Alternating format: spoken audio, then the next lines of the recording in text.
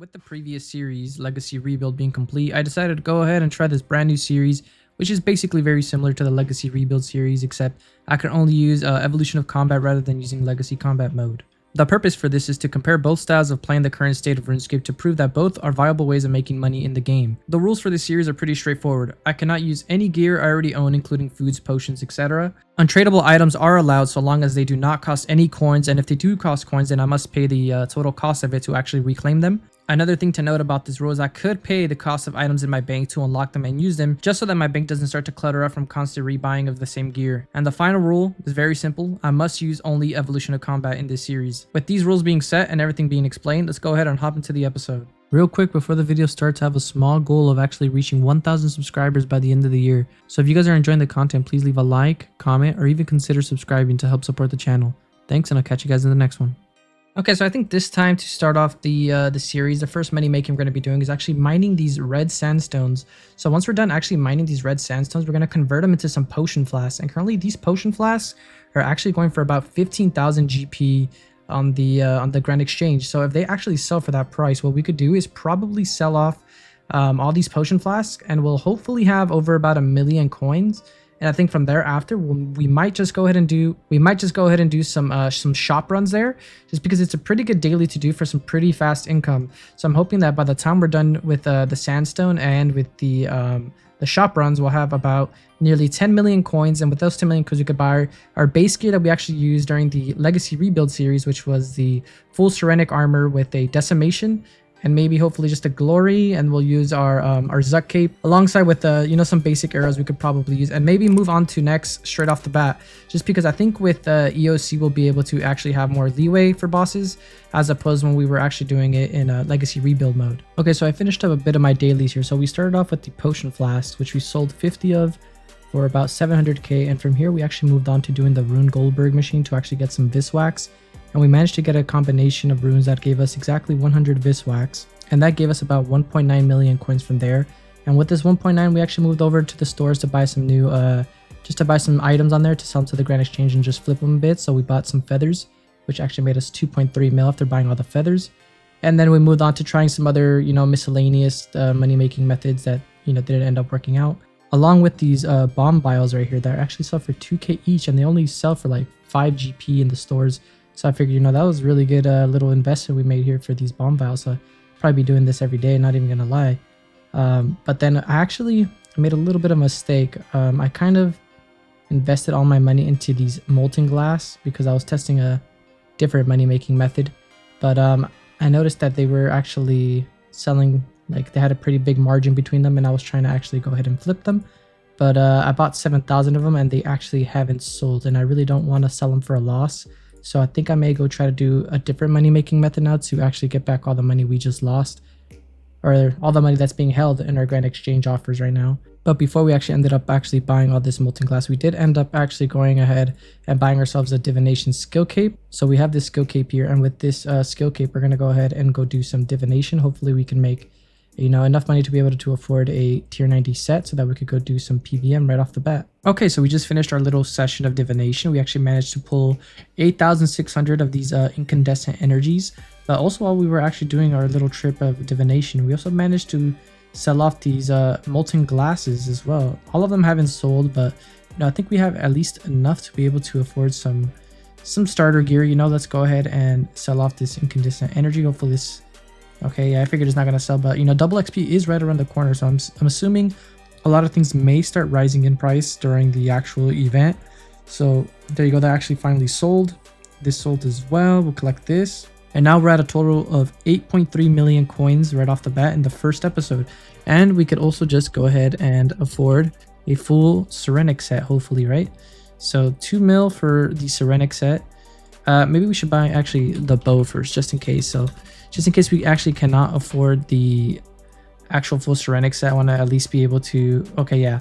So I think instead of buying the Serenic set first, I think we're going to stay with Superior Elite Void, since we're probably going to be doing next for about an hour, to see if we can actually pull any drops from there. Just because we need to be able to upkeep the splintering arrows that we're actually going to be using, because splintering arrows are actually pretty expensive to actually use. I think they go for around around 1k each right now for splintering arrows. So we're going to be using around, we'll get maybe, I guess we'll do maybe 1,000 arrows. Let's see how well this actually does. Okay, actually they're actually selling for, oh, okay, they're only selling for 300. Okay, yeah, actually it's not bad. So we'll probably just buy more of these once we're out, but we'll start with just 1,000 arrows. We'll get ourselves some superior void now. So here is what we're going to be using. We'll also probably use some dragon rider amulets, and that's also free to use. I guess we'll just use an Asylum Doctrine. Actually, we could probably buy a Leviathan ring, or should we just actually buy a Ring of Fortune maybe? I think with the Ring of Fortune, so that we have better drop rates at actual necks itself, I think would probably be the way to go for here. It's only 1 million coins as well, so shouldn't be too bad for that. So we'll go ahead and pick this up, and then we'll also go ahead and get our Igneous Kalzuk cape. And then finally, we're going to have our bow here once it finally buys, and another Illuminated Book of War with some pages that we'll probably buy for it, and we'll be ready to go for some necks. I think, oh, actually, wait, we're actually missing some boots. How much are actual fleeting boots going for? How expensive are fleeting boots? Okay, so 3 mil, that's a little bit too expensive for us at the moment. How about Armadillo boots? Armadillo boots are going for a total of 4 mil. Wow, these are actually more expensive than the other ones. Wow, that's actually horrible. Okay, so we actually forgot actually that we have Silverhawk boots in the bank, so we're going to be using these Silverhawk boots. So this is the total gear we're going to be using. We're already looking pretty strong, honestly, at least for next. We also got ourselves 5 overloads to be able to do the hopefully the hour. This will hopefully last for it. We got ourselves some super prayer renewals and some sea turtles, since this was the cheapest food we could get. And so we're left for only 900k, and we still have a little bit of molten glass still selling in the Grand Exchange. So once this sells us a little bit more money, hopefully we could afford fleeting boots next as our next upgrade, just because it's really nice to be able to use it with rapid fire, so that we could actually go ahead and just move around. But anyways, we're gonna go ahead and do some necks with the Evolution of Combat and see if we could pull any drops in the hour that we're actually going to be there.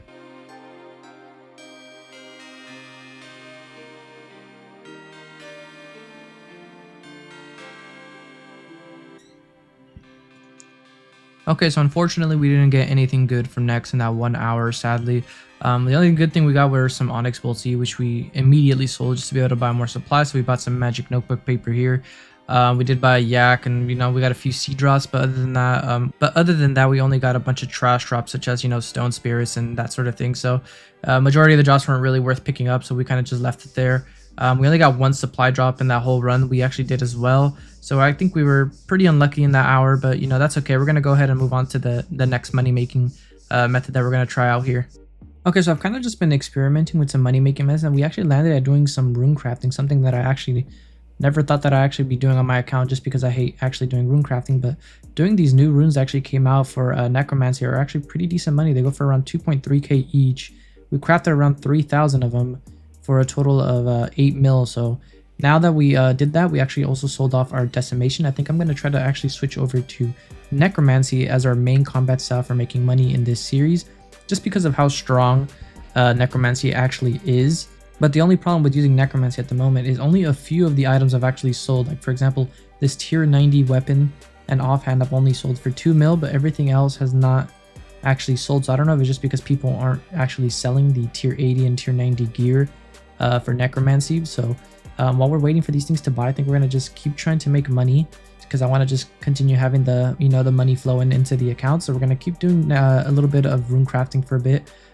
Hopefully by the time we're done actually crafting these 2,000 impure essence into runes, we actually end up getting these items here that we have in the Grand Exchange at the moment. Hopefully they sell off and we're able to actually go and do the next boss that we're going to do, which is probably going to actually just be some more next, just because next has really good droppers. But we've just been getting extremely unlucky for whatever reason, but eventually the luck is going to end up being on our side. So I'm really hoping that we could get some sort of items there. Okay, so after doing a little bit more of rune crafting, we did end up making close to 30 million coins. So we sold all these miasma runes that we actually crafted. So you can see here we bought around 10,000 impure essence, which only cost us 4 mil. We crafted them all. It took us about an hour to actually craft all these into these miasma runes, these 11,000. So it was nearly 30 mil. And with that, we were actually just price checking a bit of the death dealer and see what would buy and what wouldn't buy. So I did actually end up buying this Death Warden tier 90 for 9 mil, but we did actually end up selling it back just because I had a pair in the actual bank. So what was the point of actually buying it again? Like I mentioned earlier in the video, there's no point in having duplicate items. So instead I just kind of paid the total cost that it would cost in the Grand Exchange to actually obtain these items. And I put that cash actually into my cash stack here. So we no longer have that money. It's gone. It's out of our money pouch, so we don't have it. We did actually manage to get the Death Guard weapons and the Skull Lantern as well. And we also picked up the Death Warden Nexus, and we also filled it up. And we also filled it up with 1,000 of each single rune alongside 1,000 ectoplasm, which I also had in the bank. So I just took 1,000 of each one out, price checked it, and put the money difference into the coins here in the bank as well, just so that we won't have to, go into the Grand Exchange, actually buy it more for convenience on that part. But anyways, we do have Ring of Fortune now. We have our Dragon Rider amulet again, and our Killin cape here, our Zuck cape. And we're going to be going and doing some PVM now. Hopefully, we could actually get a drop in this hour of Nex, just because we're getting fairly low on our funds now. So we are in desperate need of some sort of big drop. Okay, so we finished another hour of Nex, and honestly, Nex has just not been kind to us, man. We've done 2 series. This is our 2nd series here on YouTube for Runescape 3, and we have not gotten a single drop from her. She has like a 1 in 20, 1 in 25 drop rate or something like that for any specific item, or just any item in general, just from her drop table. And we have just not gotten a single thing. This is the only valuable things we actually got from the hour there. So we got some magic logs, magic seeds, dragon stones, and some onyx bolts E. From here, we're just gonna go ahead and just sell this off. And we made a total of 5.6 million coins from that trip. Nothing too good, so hopefully next video we could start exploring some new content that we actually didn't do in the previous series. But anyways, guys, that's going to be it for this episode. I'll catch you guys in the next one. Peace.